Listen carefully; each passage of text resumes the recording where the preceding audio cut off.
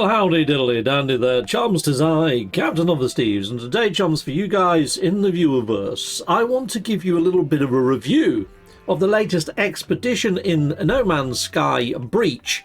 Right, well, let's jump on over firstly to the Tinterwebs and let's see what you guys had to say in a very quick poll, but I will be bringing up game footage and all sorts of other stuff in a moment, so don't you go away.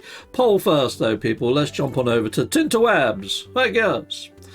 Right, so I said, how would you score Expedition Breach? And I didn't do it in a review type format. I said it's in my top 5, my top 10, in my least favourite 10, or not on my platform, want to see the poll results. Now, I put this out like 2 days ago. It's had 700 odd votes.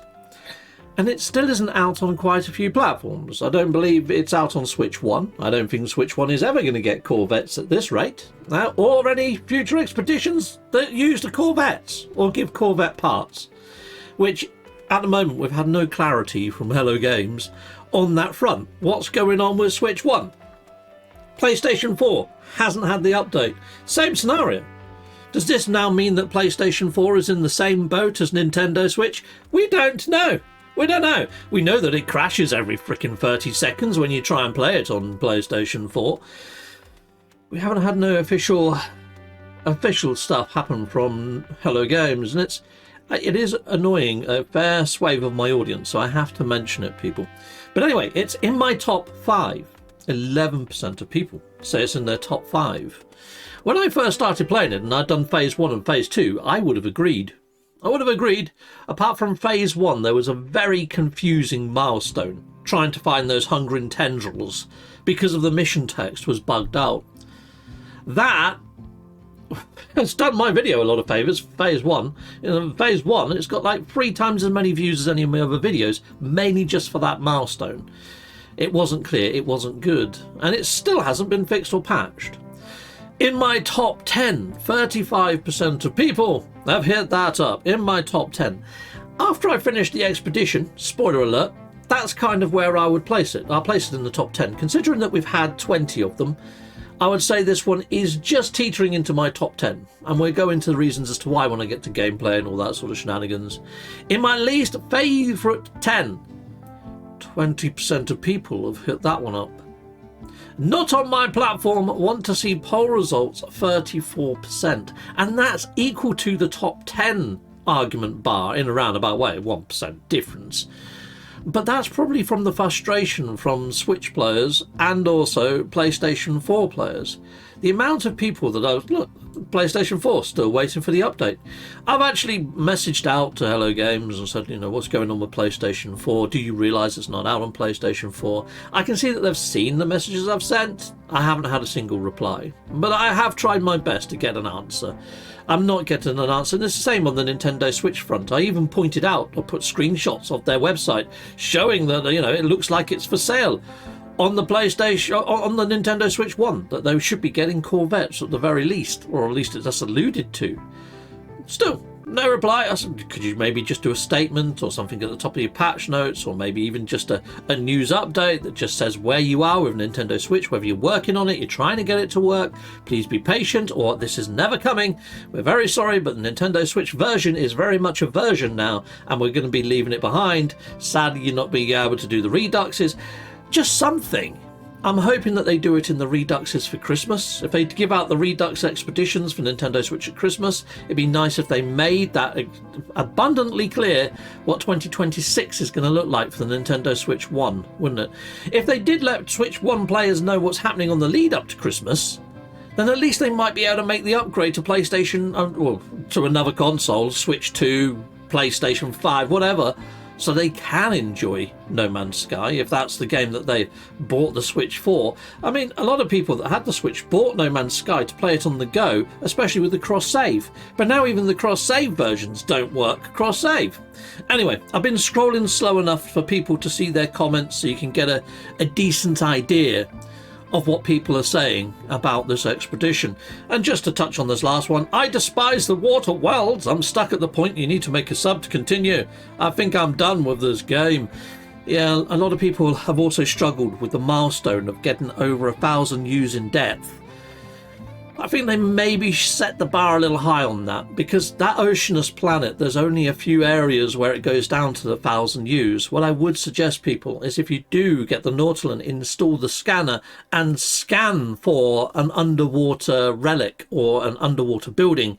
Yeah, it's all abandoned, but those only sit on the very most bottom of the ocean. And once you go to the building, move away from it a bit and use your terrain manipulator and dig down if it isn't quite at the 1000. And that should pop the milestone for you, peeps. Anyway, let's jump on back over and let's have a look at some of my thoughts and feelings and where I would place this expedition. Okay, chums, Expedition 20 breached. I did enjoy it. I mean, don't get me wrong, I thought it was pretty good. The reason why I liked it in Phase 1 and Phase 2, more so than when I actually completed it, is I saw the lore logs, and it almost felt, okay, well, this is Arcadia. This is the ship Arcadia. Now, Arcadia, in Greek mythology, is almost like the Garden of Eden inside of other books, you know. It's kind of like this blissful landscape, but it's also the home of Pan, who's a trickster, and Hades for a while, and he's like the ruler of the underworld. So in Greek mythology, it's got connotations to another realm that's slightly offset to all others. And it made me think perhaps they are going to touch on the realm of glass, maybe pull in this Arcadia idea into the Void Mother inside of this lore. But the lore that we found was very much separate lore to the lore that we have currently in game. It felt like a very sort of splintered off offshoot of the lore that we have now. It had no rhyme or reason to the Void or the Void Mother. It didn't continue the Echo's journey. It doesn't really have those parallels in a roundabout way. I mean, here's some of the lore here. Now, this is when I got to the end lore, and although it does say that there is a song that they follow, that kind of ties into the song and the melody of the egg for the living ship. And we all know the living ship came from a living egg called the Void Egg. So we know that living ships come from the void, but we saw nothing when it comes to organic sort of corruption. I mean, yes, we had to destroy monstrosities. Yes, we had to destroy a giant squid monster towards the end of this. And yes, we had to take out the hungering tendrils. So there was that sort of destroying void organic matter, but it didn't really play into the lore. There wasn't any sort of linkage with what we saw in the lore to what we saw in what we'd done inside of the expedition, if that makes sense. It felt quite disjointed. It would be not like Liquidators. Liquidators, one of my favourites. You could see through the lore that the actual traveller that followed before you was slowly turning into a Crichton sort of bug entity mutant, and it really drawed you in to find out what the plight was going to be of said traveller. Now, something that I really hoped that this update would at least do would be to bring in a load of polish for the corvettes and the rendering issues and the landing issues inside of the spatial anomaly. Now, I played the actual update itself on Friday with my usual crew. We ran the weekend mission, and I hope to see an improvement, at least with all the patch notes and all the fixes that we got that came with this expedition that was sorely needed, hoping to see a little bit more of stability. In fact, I think the rendering inside the spatial anomaly may have gotten worse. Take a watch of this footage that I filmed on Friday. You directly behind you. I'm just going to record some of this wonkiness. So right now, you reckon that you're on the small landing pads? Yeah. You're not. I'm in the small landing pad next to where Worf is standing looking. Come back to where you just was a minute ago. Because I see you in the wing of my ship on a big landing pad on my Corvette right now. Right. That's me flying over. Yeah, now I see you going over there. Right. Yeah. Now I'll fly back to my ship at the ship. Okay, that was weird. I saw you inside of my ship, which was not over here a minute ago. There you go. Now you disappeared again. So your ship's just now you're over here. Okay. I'm going to quit my game and reload because you're now on the big, on the big ones. Okay. Yeah. I promise you, I'm way over here. You just come out the engine of mine and teleported over there. That was freaking weird. Well, your Corvette's on a small landing pad. Yeah, my ship's right here. On the small landing pad. Your Right, I'll Corvette leave. is on a small I'll landing pad. Yep. This game And- is so broken. Did I see that on a Professor Cynical video by some chance? Probably. Yeah, this is so bloody broken. Okay, jumps. So there was quite a lot of milestones in this that have been in other expeditions as well. We didn't see anything overly too new here apart from these wrecks that appear in space. Now, what I have been told is after you've completed this expedition, if you're using anomaly detectors in space now, they've added the wrecks into the spawning pool that might come up randomly just every now and again. Just like we might get a living frigate every now and again, you may get one of these busted up wrecks appear using anomaly detectors, which I think is lovely. But I think what would have been more lovely if Hello Games actually gave players that have run the expedition and haven't run the expedition, just everybody, the ability to find the ability to craft these debris range finders so we can all find relics in space, because I don't really want to go around digging up planets to get all of my Corvette parts. I would much rather find them in space and go salvage some bits of ship, but have the option to go down to planet and maybe also get them. I was also thinking, we've got all these traveller graves, and once you've got your glyphs, you don't really feel the urge to go down to planet and visit one of these graves. But we have got these crashed ship parts with all the vines wrapped around them. Why not add the ability to loot those and get Corvette parts, so you're still going down, reading the lore from the person at the grave if you wish, and also raiding the grave. It'd be nice if they added some more lore to some of those travellers, because some of the travellers' lore is by far the most tantalising lore in the game, hinting of alternate realms and alternate ideas and pathways that are sort of like in between the realms of realms, you know? I really like the travellers' lore. But yet, I just feel running these expeditions is leaving massive gaps inside the game. It's like if you ran Endurance, you could get the Singularity engine for your freighter. But if you didn't run Endurance, now in-game you've just got initiate your Singularity drive. Oh, just got a new subscriber. Thank you there, WF Full Moon. Thank you. But yeah, we just got these gaps now, like the technology, like the Singularity engine. But not only that, it's like the previous expedition gave us the orbital uplinks, the ability to teleport yourself back to the station whenever you wish. We sorely need those as a blueprinting game, because the amount of times I get stuck in my base thanks to my Corvette when I teleport to my base, or other players taking off with me trapped inside their wing inside the spatial anomaly, I go to get on board my own Corvette, theirs spawns in and takes me out of the freaking anomaly. But I'm not in their corridor. No, I'm stuck in their freaking wing and I can't bloody move. And right now, the only way to get out, because even if you call your own ship, nothing happens, and you're stuck there until they desummon their ship. Or if you had the orbital freaking uplink, you could teleport yourself back to a station. Right now, I'm almost playing No Man's Sky all the time with multiplayer off to stop shenanigans, or I'm just not using my Corvette and using normal ships, which defeats the whole point of the Corvette's update. Some of this stuff, people. Right now, No Man's Sky as a whole, thanks to the last couple of updates and the way that Corvettes have been implemented, as good as the Corvettes are, have made Corvettes almost unworkable and untenable if you're inside of multiplayer. It's either a choice of having multiplayer on or off, or not using your Corvettes right now, because of all this weird stuff. But if they gave us the orbital uplink, at least you've got that safety net. You know, even if you got stuck there in normal mode and you haven't got one, you can put yourself in creative mode, craft one, and quickly get yourself out of there. In fact, they only cost a little bit to make when it comes to freaking chromatic metal. You could probably be in normal mode, but you get what I'm saying.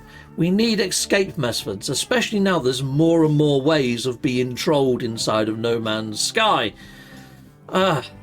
Yeah, but that's probably a completely different video, but I'm trying to say, these expeditions, they leave holes in your actual game. It's like this new one, the debris rangefinder, is really quite cool. I would like to have that, whether I've run the expedition or not, inside of game.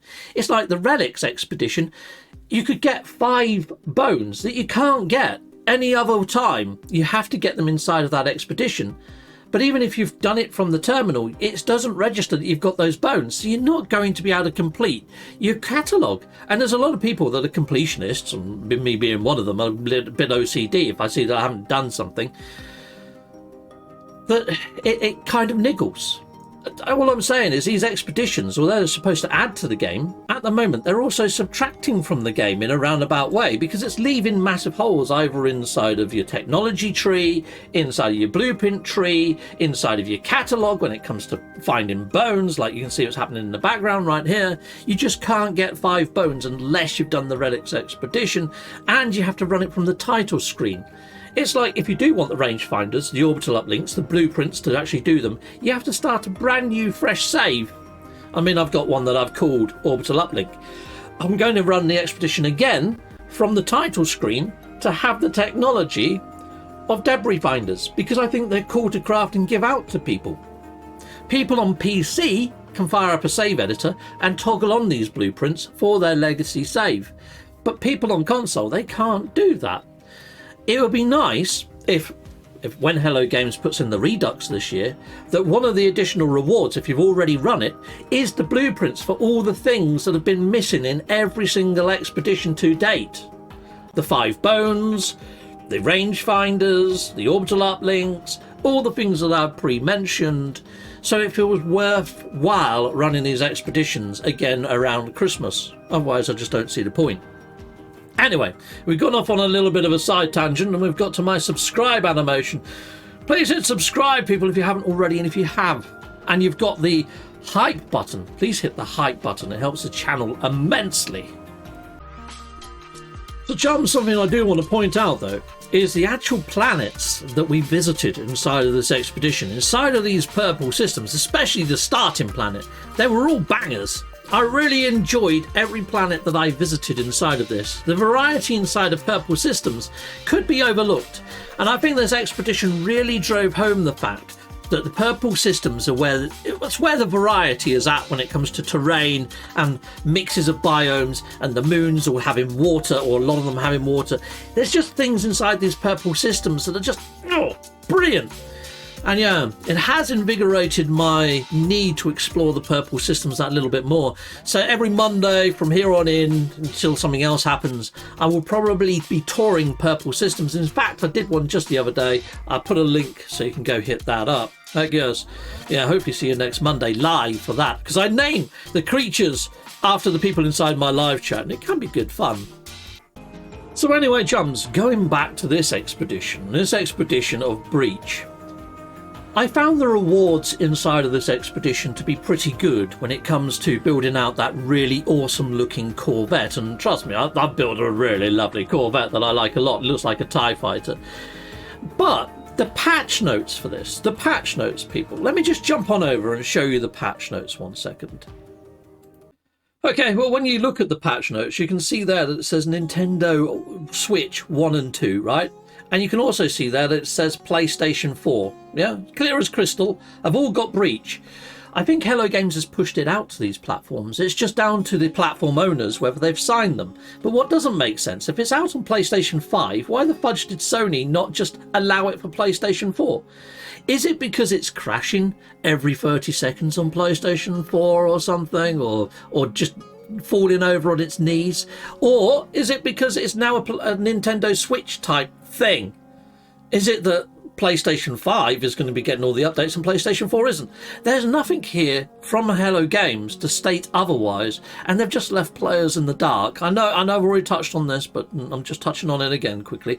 Anyway, let's jump on over and I'll show you a few things on these patch notes that I think is a little bit strange. Okay, so it's this section. Excavating these wrecks will yield an array of Corvette pieces, including rare vertical parts, which unlock a whole new range of building configurations for the more creative designers. I got a couple of parts. They're labelled as being large parts, but they're very much horizontal. There is no option to rotate them vertical. So I have no idea what they mean by vertical parts, because they are very much horizontal parts, people. So if you're going into this thinking, oh yeah, I'm going to be able to build vertical ships like the one Sean Murray retweeted, no. So this is what Sean Murray retweeted just before the expedition dropped, and the emoji and all that, and it's very much a vertical looking ship, and it looks freaking cool. Yeah, whoever made that, that's a freaking epic looking ship.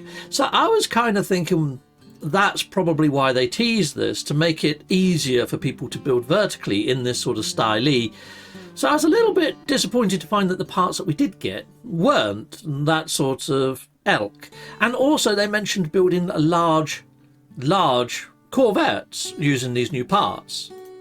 Okay, chums, they didn't use the word large, they used the word heavy and hefty. Heavyweight. So technically large. Okay. All right. But anyway, it's linked to these Aeron drives, or the Atlas Corvette parts that we've got, which are very much Atlas inspired.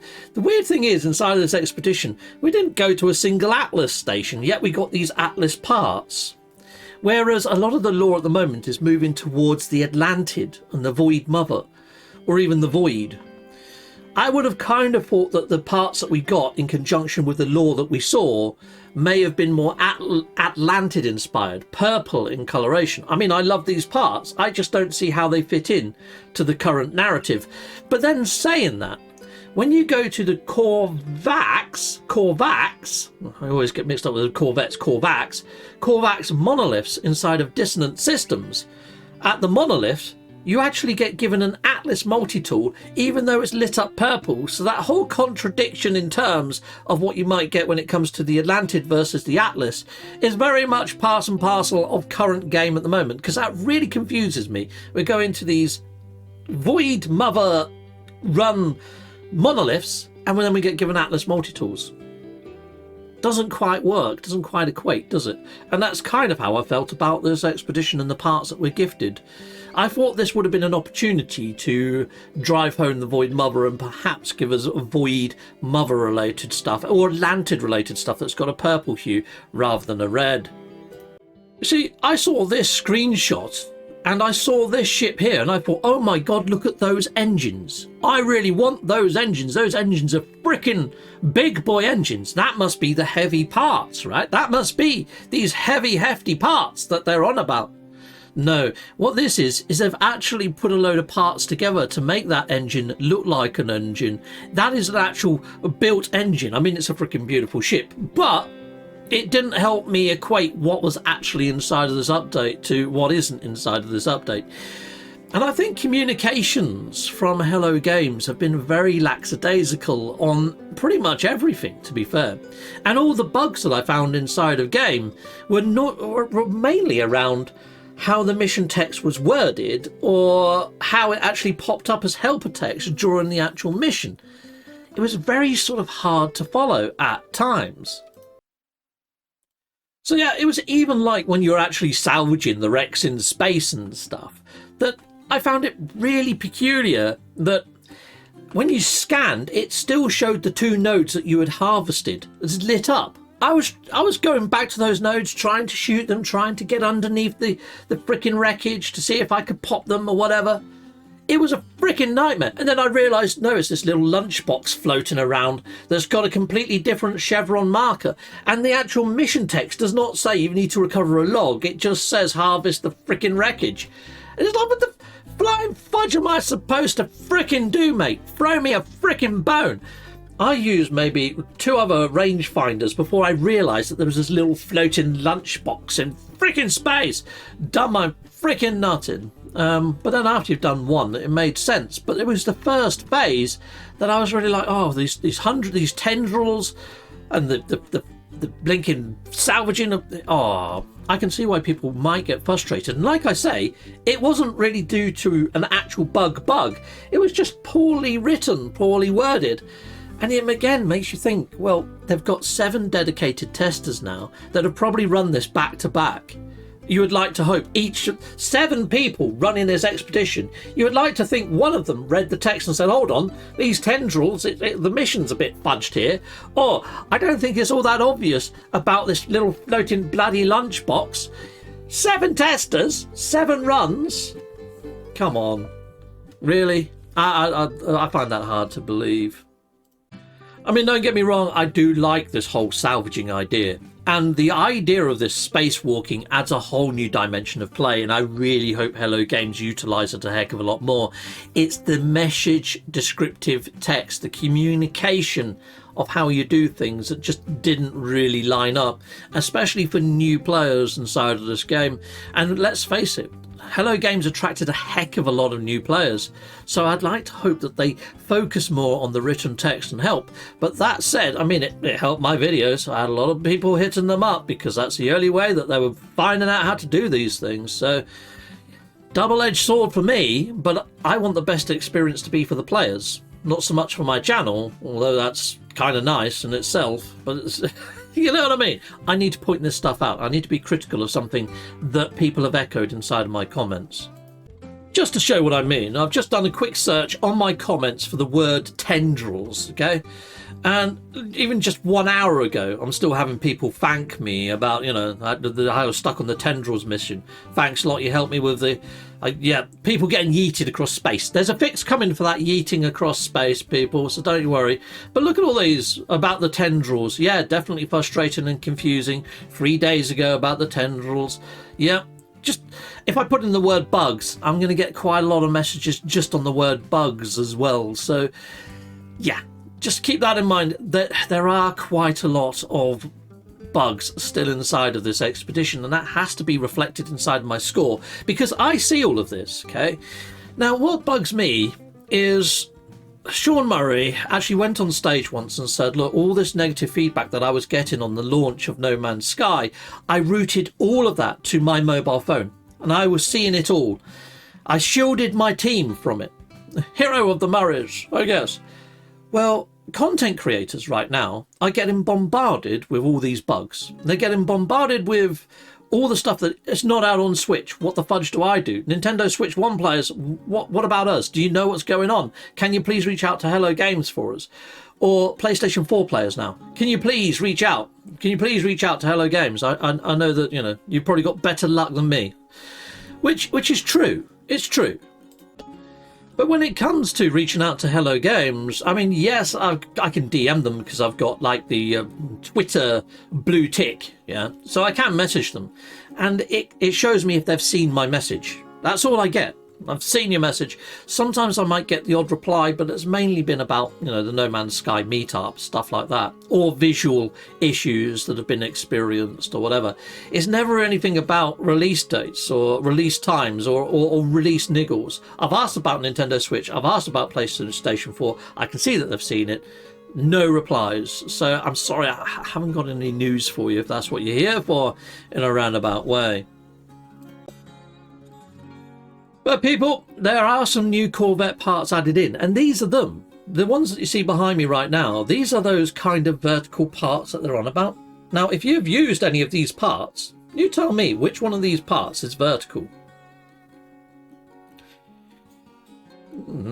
I don't think there are any vertical parts, unless it's these conjoining ones. I haven't overly played with these, you know, like these canisters and that. I haven't played with them to see if I can flip those ones vertically. But I'm not finding that every single one of these is vertical or has any vertical use or instance. And I'm not really finding them to be overly heavy or colossal in any way either. I mean, they're nice parts and they're awesome. Don't get me wrong. They're good. But I just think that they're poorly communicated inside these patch notes because I think people's expectations are they're vertical, they're big and they're heavy.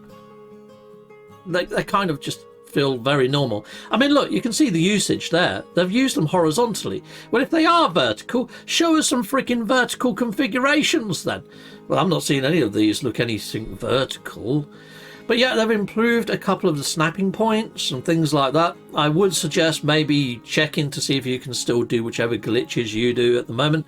But I am kind of concerned that a lot of the glitches that we have currently in-game might get patched in favour for maybe quality of life, rendering issues and all that to come. Hence why I haven't put out any videos on how to glitch Corvette builds, because I'm worried that they might address some of those glitches. mainly down to performance and, you know, some of the other headaches that I mentioned about Corvettes spawning in on top of other Corvettes and build issues. But the actual parts, all these parts, and building out your actual lovely, super looking Atlas inspired ship, or Aeron ship as they're calling it, I really like it. It's like a Sentinel Atlas hybrid ship type that we can now build. I think it would have been nice if we had a couple of habs that match this aesthetic for the inside, because now we've got this mismatch from the outside to the inside. It would have been nice to walk inside of the Corvette and it to look similar to the inside of walking inside of an Atlas. I hope that's something that they think about as well in the future, that we can get matching interiors that match maybe even the races that we have currently in game, like Viking, Korvax and Gek, or even the Autophage. Interiors and hab designs, because at the moment a lot of the hab designs just feel like it's a fanfare to movie genres that the actual developers like the movie Alien and the Ambassador interiors. So yeah, overall I thought this expedition was fun, but I don't think it brought anything unique, and I don't think it played on the current lore that we're seeing inside of game, and I think there was a lot of missed opportunities. I also think that it felt a little bit rushed when it comes to bugs, and I think that the miscommunication inside the patch notes and also what versions and platforms it's available on has caused a lot of frustration with the update itself, and also the actual running thereon of the actual expedition. So overall, people, how am I going to rate this? So No Man's Sky Breach, Expedition 20, I think this is inside of my top 10, but narrowly. I think it's hit like, you know, 0.9, like about 9 out of 10 in my top favourite. Probably 0.9, because, you know, I liked Liquidators more, I liked Endurance more. There's a lot of expeditions that I've enjoyed more. I think I even liked Relics more than this. However, the rewards on Relics I didn't like as much as the rewards in this. But, you know, these rewards are very much only there for the players that got the update, which isn't Switch players and isn't PlayStation 4 players. And I'm really hoping that the PlayStation 4 situation isn't a Nintendo Switch 1 situation. I'm really hoping that PlayStation 4 gets this update.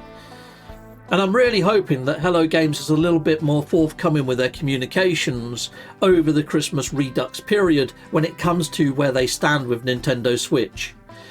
You know, for the reasons that I pointed out earlier, you know, those on Switch 1, they might be able to ask for a Switch 2 for Christmas. Family members might be able to club together to help them get one. Or they might just say, you know what, I'm not sticking with Nintendo anymore. I'm going to move to another console platform. And at least they got the chance and opportunity to do that if Hello Games is a little bit more forthright. Now, chums, am I giving it a low sort of mark because I was hoping for more? I mean, I was hoping that these things would become active and we'd be going into some sort of Halloween-y, voidy type glass realm. I mean, yes, I did hype this expedition up. I mean, I didn't realise it would just be an expedition. I mean, I did say there was a chance because we had the curse last year, which was very much just an expedition update. But I kind of felt with the way things were going with the lore in the last year or so, and the fact that they put out Corvettes, which is something that I've been working on for the last year, I was hoping that the team had also been working on maybe the Void in conjunction with that, because we still haven't had the ARG Part 4 confirmed as being in-game right now. And the Atlas Path has been given this Atlas Eternal, and we got to pick a side between the Atlas and the Atlantid. I honestly thought that we would see the tail end of that being recognised inside a game this year. Sadly, this year wasn't the year for that to transpire and come into game. And we got an additional extra to the Corvettes, which I think was also equally needed. But I also hoped that if they did do something that focused on the Corvettes, it made them feel more tangible to the game we had now, like landing pads for bases. I just kind of feel that all the things that are a priority right now when it comes to the community and the players is kind of being put to a side for a couple of aesthetics more so than anything else, and cosmetics, which is a little bit... That's more so my disappointment than the hyping up of maybe getting the Void or the Realm of Glass. I mean, I've been doing that now for like the last 3 years because it's been a narrative. How long have I been waiting for station overrides? That long, yeah, well, and a bit longer. But people, this expedition, on the face of it, is not a bad expedition. It's not the best expedition. It's actually a good expedition, and I'm hoping once all the fixes are in and it's actually available on all platforms that it should be available on, which it might be right now. And that's part of why if I had to give this update a score out of 10, where would I score it? I would give this probably a 7.8, but it's a very close 8. I think if they manage to fix those bugs and mismanagement steps and tech steps and make it freaking clear what you got to do, especially with a lunchboxy thing floating around by the wreckage, and also the tendrils mission in phase 1, I think this would probably be like an 8.2 out of 10. I still don't think it's a 9. I don't think it's anywhere close. It's about an 8.2 if they get the bugs fixed. And the reason why I say that is because the lore didn't actually tie into the lore that we currently have in game, or if it did, I didn't really pick it up. It wasn't obvious, apart from maybe the song and the note. But they could have mentioned about living ships turning up or something just to tie it in, or we could have had one of the living ships turn up if it was related to that. Like I say, they didn't make it obvious. They made it obvious that you've got to fight 100 tendrils, you go into an infested planet, you've got to take on monstrosities, but they didn't tie any of that into the lore either. So again, not obvious tenuous links, and it's speculative links that I'm making which might not even be there. I think they've got to stop with all this vague stuff and make things a little bit more, okay, this is on the nose now. Because at the moment, it could be interpreted any old way. And it could just be, oh, this is only a text adventure. And, you know, that might be how the Void and the Realm of Glass remains. It might just always be a text adventure. Sadly, we don't get roadmaps. We don't get anything other than emojis and the odd sort of general hint. Or if we manage to data mine, we might find something there. But there is nothing to really overly go by. And so hence why there could be overhyped put out there, because we know Hello Games can do mind-blowing updates to No Man's Sky. We're 9 years in and we just got Corvettes, which just blew my freaking mind. When Next came out, that blew my freaking mind. Origins, mind-blowing update. Welds, part 1 and 2, awesome updates. And we've had all this happen.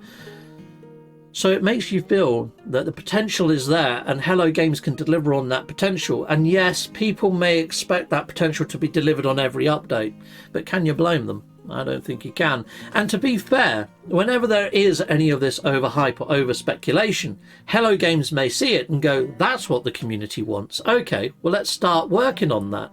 I mean, how long ago was it that I was talking about ship customization and other content creators? We want to build our own ships. We want to build our own ships. We got some basic ship customization and then they just blew it out the freaking park. Pow! Home run, Hello Games, with Corvettes and Voyager's update. Heck yeah, smashed it. So, you know, we know that they can deliver. So, you know, I think it's only fair that when it comes to time for speculation, let those that speculate to the heavens, because one day it might get delivered upon. It might not be then. It might not be in that year. It might be 3 years later. But sometimes it happens, people. Sometimes it happens. So anyway, Salutamondo. What I would say is run this expedition. It's a good fun one, especially if you like building Corvettes. You are going to find all of these Aeron parts delivered into your Quicksilver store. I'm going to be rerunning this expedition now from the title screen and seeing whether it does actually give me the rangefinder blueprint at the end, like it did with the orbital uplinks on the previous expedition. So there we go, people. What I would say is if you're running this expedition from the console, when they do the reduxes over the Christmas period, maybe run them from the title screen. So at least you've got these save points that have got all these plugs for all the missing features inside of your legacy game. And I really hope Hello Games thinks of a way to put these things in that are missing into the game for legacy players, all these blueprints, all these lovely things, especially the orbital uplinks, because like I say, they get you unstuck, and I'm always getting stuck. Till next time, goodbye, and goodbye again.